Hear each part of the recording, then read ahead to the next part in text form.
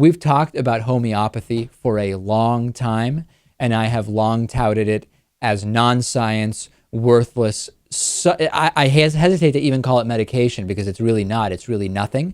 And Australia's top medical research body has actually now concluded that homeopathy is not effective for treating any health condition after they've done a review of existing studies.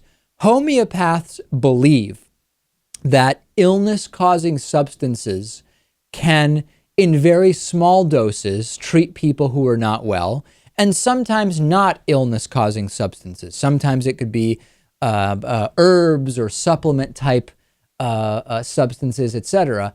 And the theory, and I use that term not scientifically, and I should not do that. The hypothesis is that the more you dilute the dose, the more effective it is. Now, this belies the most basic credulity.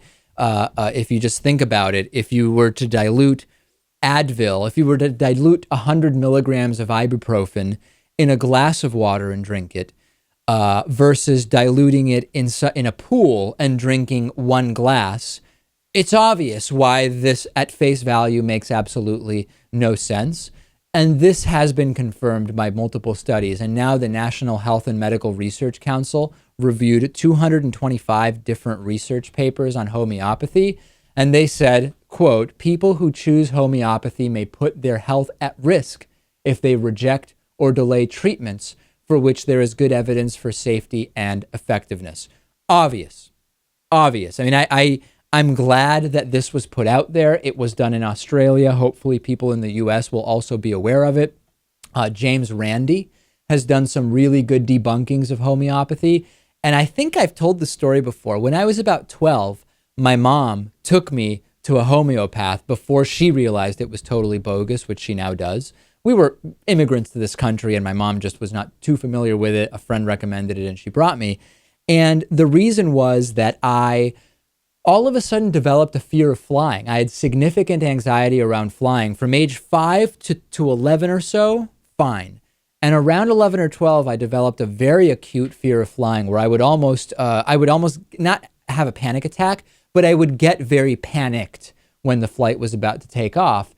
And my mom brought me to a homeopath, and the homeopath asked me all sorts of odd questions. It actually reminded me of the scene in Seinfeld where Kramer brings George to some kind of healer dude, and the guy says to George he should be showering with cold water and all sorts of weird stuff. It was similar. She said, do you ever suck on ice cubes during the day?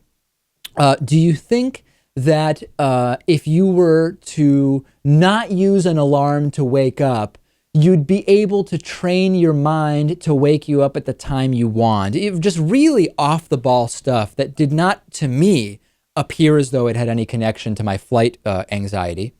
And then they prescribed me I forget what it was. It was some kind of substance that, I don't remember. It was a while ago. And it was in these, little sugar pills. And I remember that I asked, so should I be taking this all the time or like when I'm going to have a flight or what? And the homeopath said it didn't really matter, that I could start a regular course of it or that I could just start the day before my flight.